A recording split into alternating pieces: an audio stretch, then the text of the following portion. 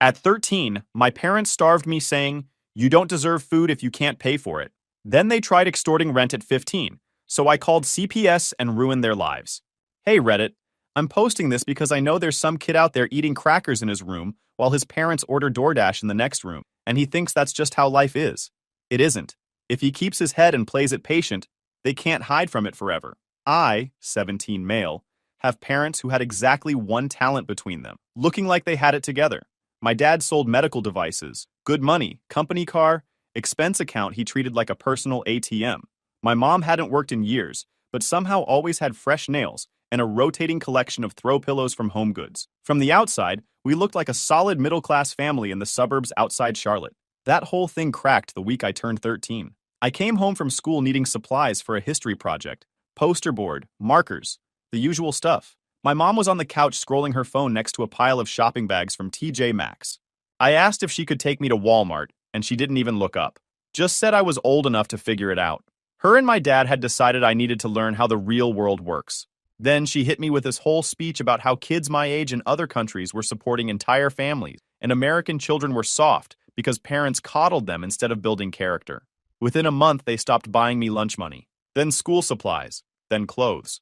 The message was always the same. I was spoiled, they weren't running a charity, and we weren't poor. My dad cleared 6 figures in a good year.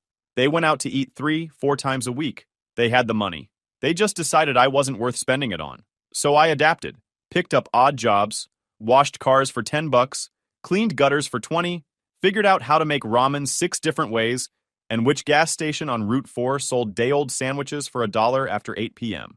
Bought my own shoes from the Goodwill on MLK Boulevard. Walking into 8th grade in scuffed-up clearance sneakers, while your mom drives a leased Lexus, does something to your brain that doesn't fully heal. I asked a teacher for an extra pen one day in October, and she looked at me like I was pitiful. That look burned worse than going hungry. Never asked a teacher for anything again. My dad loved to perform fatherhood for an audience. At neighborhood barbecues, he'd clap me on the shoulder and brag about how I was learning the value of $1. Told his buddy Phil that the problem with kids today was that parents handed them everything, and he was raising a man, not a dependent. This speech was usually delivered holding a $12 cold-pressed juice next to a cooler of imported steaks. Dude had the whole neighborhood convinced he was dad of the year, and if you questioned the act, you got frozen out of the social circle. The thing that really sealed it for me was Thanksgiving that year. They hosted. My mom spent $300 on a spread that could have fed 20 people. Turkey, glazed ham, 4 different pies. I know the exact amount because I saw the Costco receipt on the counter and memorized it. I sat at that table eating food my parents paid for and realized it was the first real meal they'd given me in weeks. They'd spend any amount to look good for an audience. But feeding their own kid on a random Tuesday? That was my problem. I started keeping notes that night. Just a cheap spiral notebook from the dollar store, but I wrote down dates, what they bought for themselves, what they didn't buy for me, every conversation where they told me to handle my own expenses. I didn't know what I'd do with those notes yet. I just knew that one day, the gap between who they pretended to be and who they actually were would matter. And when that day came, I'd have receipts. There was one night around this time, maybe 3 weeks after the whole thing started, where I was eating plain rice in the kitchen at like 10 p.m. and my mom came in for water. She stood at the counter watching me for a second. Then she opened the fridge, pulled out leftover chicken from their dinner, and set the container on the table next to me. Didn't say anything. Just went back to her room. My dad never found out. It confused me more than it helped, honestly, because it meant she knew. She knew it was wrong and she did it anyway. Every other day, except when guilt caught her at the right angle. By 14, I had a steady job at a small engine repair shop near the industrial park off Highway 51. Started sweeping floors and organizing parts bins after school, earned the owner's trust, and within a few months I was doing real work under his supervision. He didn't ask a lot of personal questions, but he noticed things. He noticed I showed up hungry most days and started keeping a box of granola bars and bottled water in the back room without making a thing of it. He noticed my clothes were getting smaller on me because I was growing and not replacing anything. Left a bag of his nephew's outgrown stuff on my workbench one day with no note. He paid me cash at first, then moved me to a real paycheck when I turned 15 and got my work permit. $12 an hour, 15 hours a week during school, more in summer. Wasn't a fortune, but it was mine, and I earned every dollar with grease under my fingernails. I kept every receipt. Every pay stub went into a folder I hid in the lining of my backpack. I opened a checking account at a credit union across town, not the bank my parents used, using my school ID and a copy of my birth certificate I'd found in a filing cabinet while my parents were out. The credit union had a youth account program that only needed valid ID and a $10 minimum deposit. Account was in my name only, set up direct deposit through the shop, and never mentioned any of it at home. My neighbor Vince became the other anchor in my life during this stretch. Retired electrical contractor, early 60s, former Army. He noticed I was leaving for work before dawn and coming home after dark. One Saturday, he walked over while I was fixing my bike chain and just set a grocery bag on the ground next to me. No speech, no pity face, bread, deli meat, apples, protein bars. I almost lost it right there on the driveway, but I held it together because that's what I'd trained myself to do. Vince let me store my tools and important papers in his shed after my parents started going through my room. And that was the first real jump from neglect into them actively messing with me. I came home from work one Wednesday and found my dad sitting at the kitchen table with my budget notebook open in front of him. He'd gone through my desk, found my records, and wanted to know why I had over $2,000 saved. He was tapping the notebook like it was evidence in a trial. $2,000? You've been hoarding money while this family bleeds. I spent most of it on school stuff and bus passes. Don't insult me. Where's the rest? I held his stare and said nothing. He couldn't prove anything because I'd already moved my real savings to the credit union. After that, every important document went to Vince's house. Yes, I had to trust a stranger because my family were that bad. In a fireproof lockbox he gave me from his own garage. My pay stubs, my budget records, screenshots of their spending pulled from the family Amazon account, photos of their DoorDash order history piled up in the kitchen trash while my shelf in the fridge held a half-empty jar of peanut butter and some American cheese slices going stale. I also started doing small electronics repairs on the side, fixing cracked phone screens and dead charging ports for kids at school. $10 for a screen swap, $15 for a charging port. Wasn't huge money, but it added up to another 100 or so a month that my parents knew nothing about. Every dollar went into the credit union account. School was its own grind. My grades slipped hard because I was running on fumes. I'd work until 9, come home, do homework until midnight, then drag myself out of bed at 6. Failed a math test for the first time in my life, then failed another one. My shop teacher, former Navy guy, noticed I was falling asleep in class and pulled me aside. You lost 8 pounds since September. I can see it in your face. What's going on at home? I gave him a partial version. He didn't push for the rest.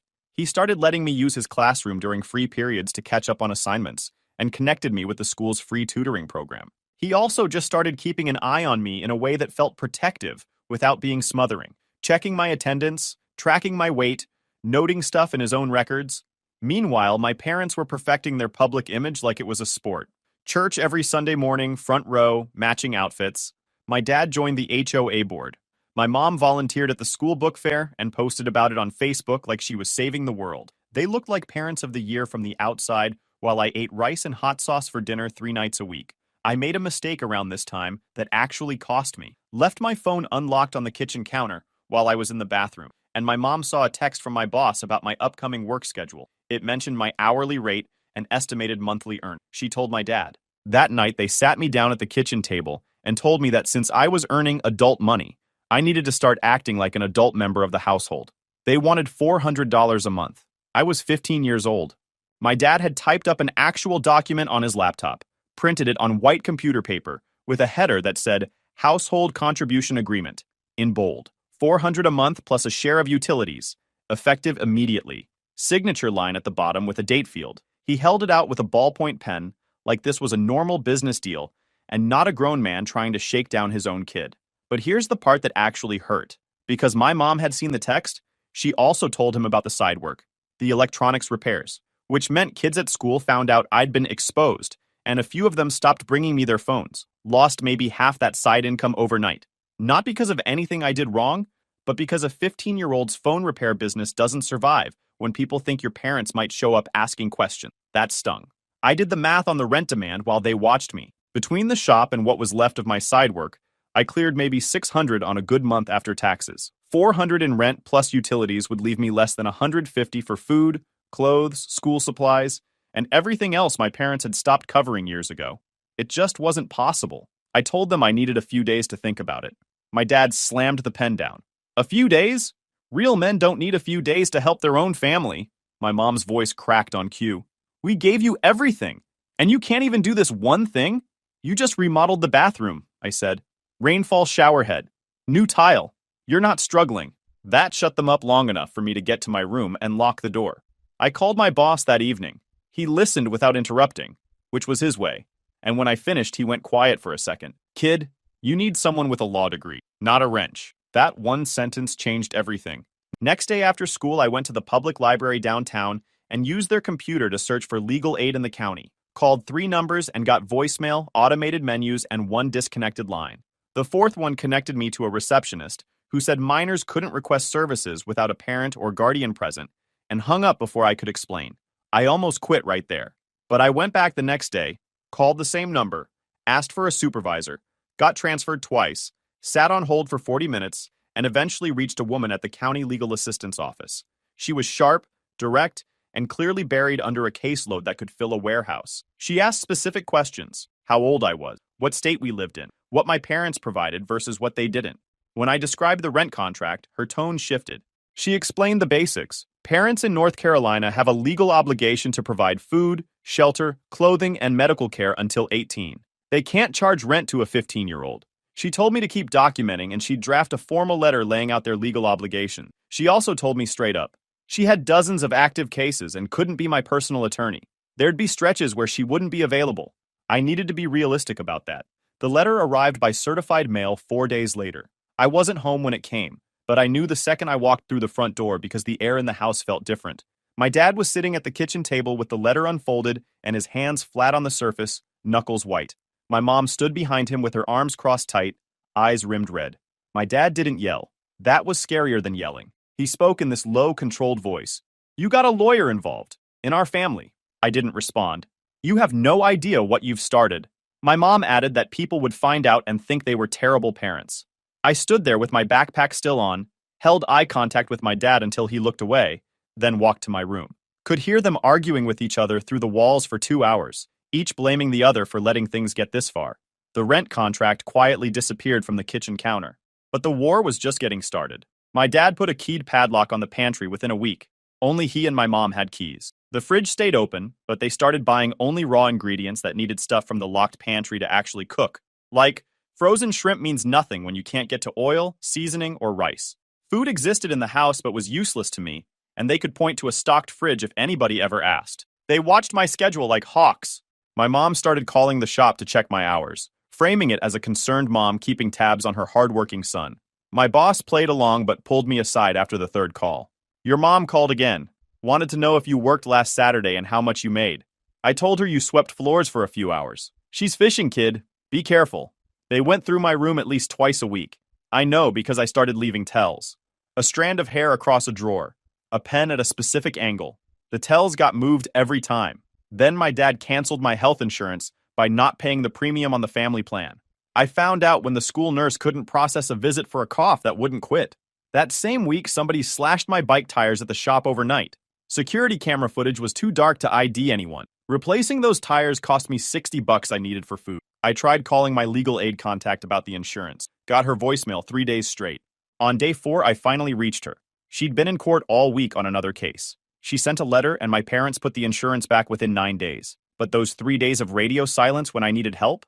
That almost broke me. First time I really understood that nobody was coming to save me on a schedule that worked for my life. Vince drove me to the shop every morning for 2 weeks while my bike was down. But Vince had his own stuff going on. His wife was in assisted living with dementia, and some weeks he was barely keeping it together himself.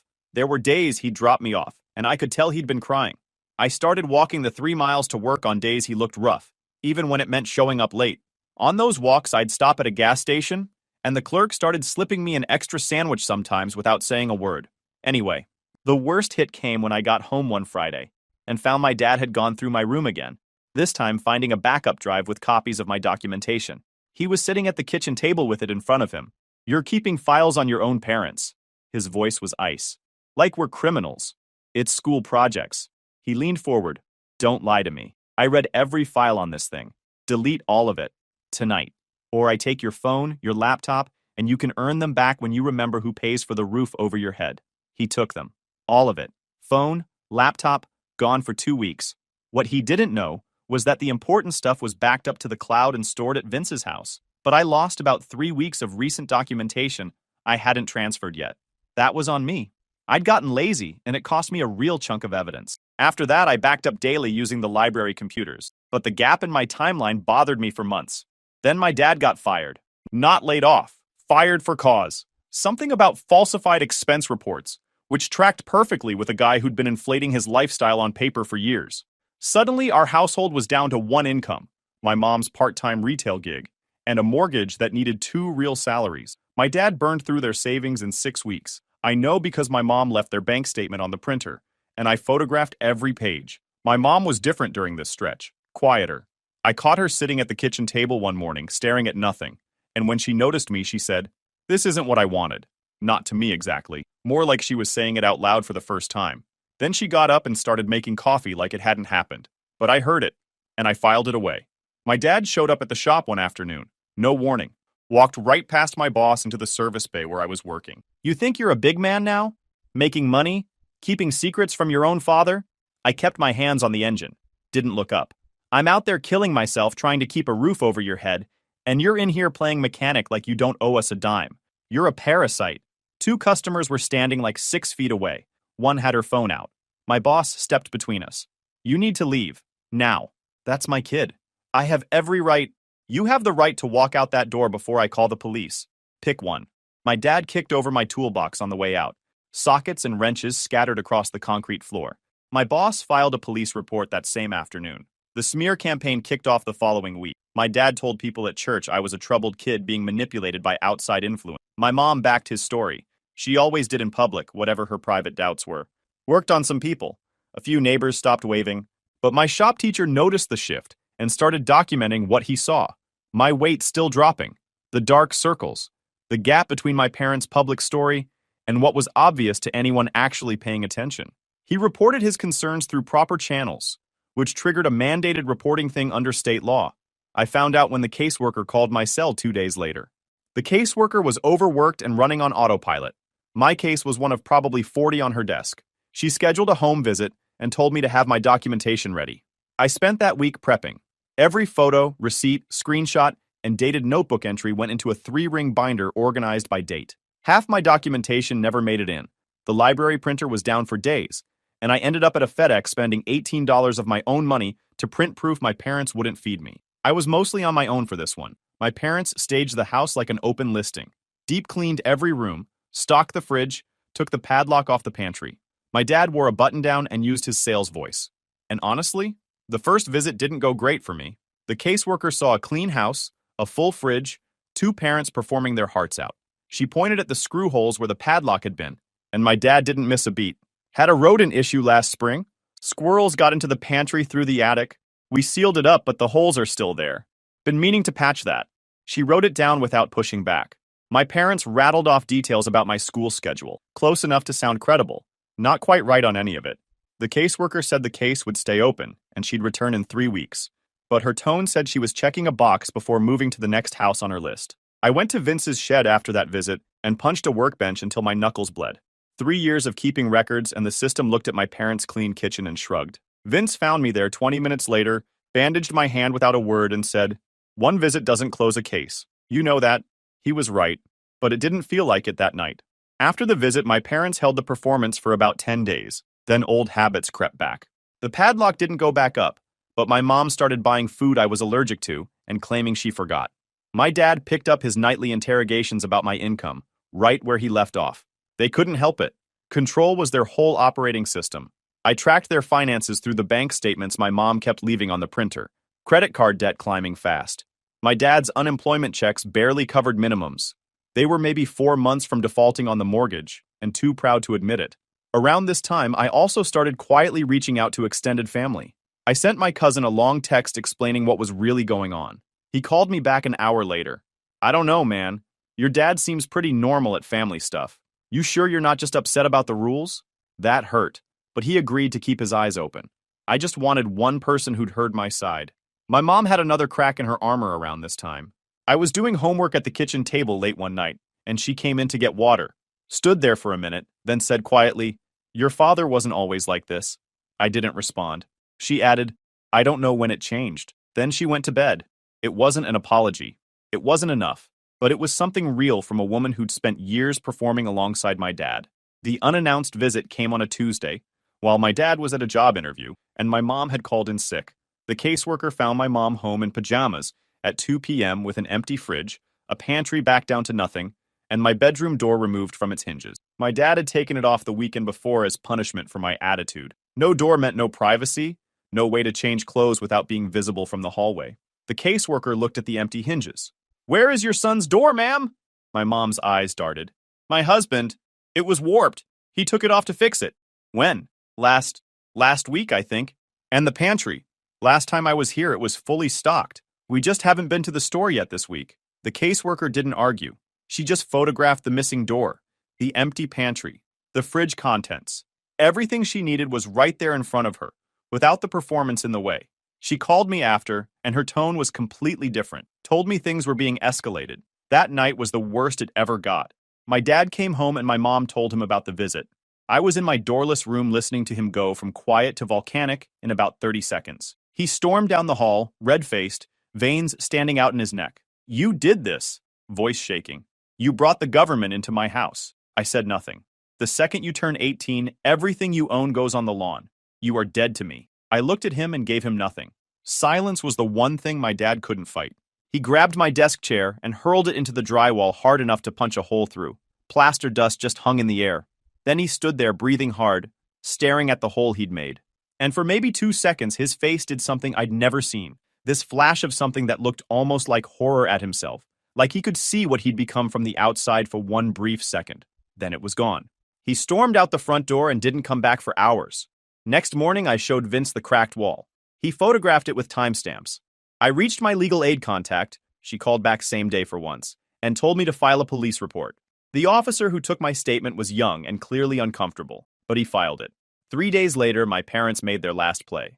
My dad came at me with a new agreement. Softer language this time. No rent. Just a voluntary contribution of $200 a month toward groceries. Calm voice. Rehearsed delivery. My mom stood behind him, but she wasn't nodding along. She was just standing there with her arms crossed, staring at the floor.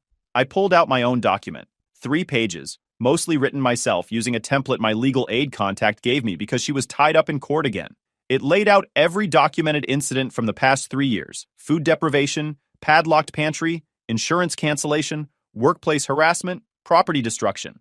It said they provide all legally required support without conditions, my income stays untouched, and any violation gets reported immediately. My dad read the first page and his face went through like 6 different expressions. My mom started crying. Not the performance crying. The real kind, where your hands shake and your breathing breaks apart. My dad refused to sign, pushed the document back across the table. I'd rather lose the house than let my own kid dictate terms to me. My mom stared at him. And this is where all those small cracks, the leftover chicken at midnight, the "this isn't what I wanted," the "your father wasn't always like this," finally split wide open. Her voice was flat, dead steady. "Sign it. You're taking his side now?" "I'm taking the side where I don't lose everything because you can't stop." She paused. "I've been going along with this for 3 years, and look where we are. Sign the paper." Kitchen went silent. My dad looked at her like he was seeing someone he didn't recognize. Then he picked up the pen. They both signed. I photographed every page and sent copies to my legal aid contact, and Vince before my parents even left the kitchen. Then I went to my room and sat on my bed, staring at the hole my dad had punched in the wall. Plaster dust was still on the carpet. I hadn't cleaned it up because I wanted it there. Evidence you could touch. The wall was real. The hole was real. And the document they'd just signed was the most real thing in that house. People think revenge is a moment. A door slam, a mic drop, one devastating sentence. Nah, real revenge is a system. Months of patience that turns someone's own behavior into the weapon that takes them apart. My parents signed that agreement in December. By March, I had 3 months of documented compliance and 3 months of cracks showing because they couldn't change who they were. Control and image management were hardwired into them. My dad's job search went nowhere. His old employer had flagged his termination as for cause, and medical device sales is a small world. He ended up taking a night shift warehouse gig at a third of his old salary. The caseworker's monthly visits continued. Grocery receipts required. Insurance verification required. School progress reports required. The nuclear part happened in April. My dad broke the terms through small, deniable moves. He rerouted household bills to a P.O. box so I couldn't track spending. Had my mom switch to the cheapest possible groceries, so my food access technically met the agreement, while the quality dropped to barely edible. And he launched a campaign to destroy my reputation with extended family. I found out from my cousin, who called sounding rattled. Dude, your dad called my mom last night. He's telling everybody you're like having a breakdown or something. Said you've been making up stories about them to get attention. What exactly did he say? That you got CPS involved over nothing and you're being manipulated by some neighbor. He called grandma too. She left you a voicemail, right? She had. My grandmother's voicemail said she was praying I'd get the help I needed. That voicemail broke something in me I didn't even know was still intact. He wasn't just neglecting me anymore. He was cutting every family connection I had as a preemptive strike against the truth. That was the line. I called my legal aid contact and told her I wanted to escalate to family court. She was honest. She couldn't represent me, but she connected me with a family law attorney who took pro bono cases through the County Bar Association. It took 2 weeks and 3 interviews before an attorney agreed to take my case.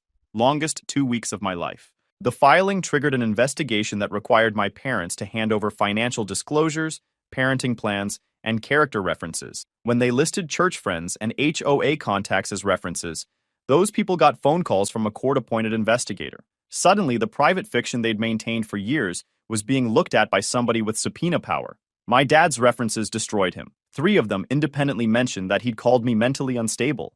The investigator compared this with my school records. 0 disciplinary issues, improving grades, commendations from my shop teacher. The gap between my dad's story and reality was so wide, the investigator flagged it as evidence of deliberate manipulation. My mom tried damage control by cooperating, but made a critical error. During her interview, she brought up the rent contract on her own, calling it a misunderstanding. She didn't realize the investigator already had a copy.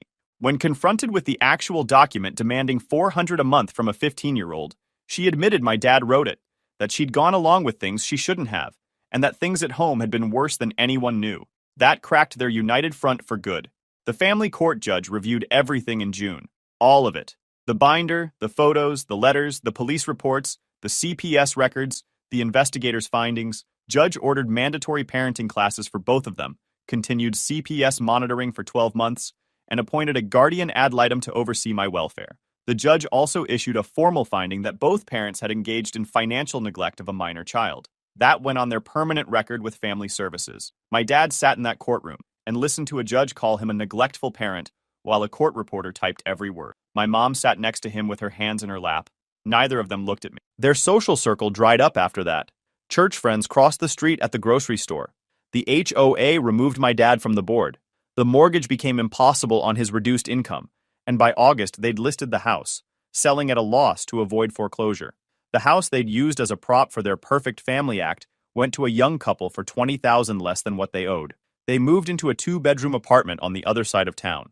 But the moment that actually killed their reputation wasn't the court record. It was a Sunday in July at a neighborhood block party they hadn't been invited to, but showed up at anyway. My dad walked up to a group of dads around the grill and tried to act normal, cracking jokes, doing his same old show. Phil was there. Phil's wife had been interviewed during the investigation. Phil didn't say anything dramatic. He just kind of looked at my dad, then looked away and kept talking to someone else. My dad stood there for a few seconds with his hand half out for a handshake that nobody took. He laughed at something nobody had said. One of those forced laughs that makes everyone cringe. Then another neighbor said something like, "Hey, everything okay at home these days?" In this flat tone that made it clear he already knew the answer.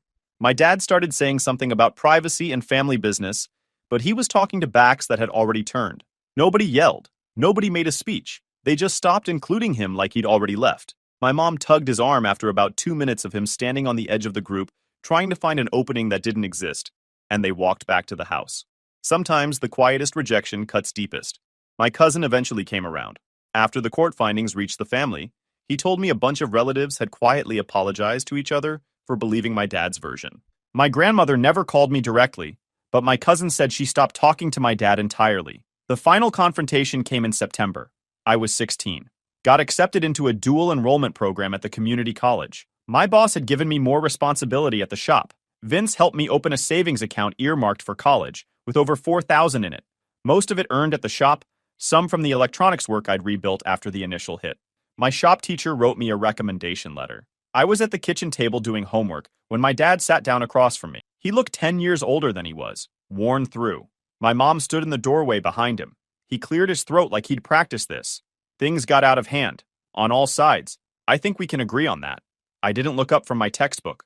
Families go through rough patches, he said. But we stick together. That's what family means. I closed the textbook, looked him dead in the eyes. You stopped feeding me when I was 13. You locked the pantry. You tried to take my money. You showed up at my job screaming. You told the entire family I was crazy. I paused. That's not a rough patch. That's a choice. You made it every single day for 3 years. I'm trying to. I'm not done. I don't hate you. Hate takes energy I can't waste on you. But I will never trust you again. Every decision I make from here on out is designed so I never need a single thing from either of you ever again. That's not anger. That's just math. My dad stared at me. My mom wiped her eyes in the doorway. Neither one argued. There was nothing left to argue with. I went back to my homework. They went to the living room. I heard the TV click on. Low volume. Some reality show my mom liked. Normal sounds in a house that hadn't felt normal in 3 years. It was quiet that night. Not tense quiet. Not pretending quiet. The kind of quiet that settles after something's been broken all the way through and everybody knows it can't be fixed. If you enjoyed this video, please hit that subscribe button. It really helps the channel and help us bring you more and better stories. Thanks.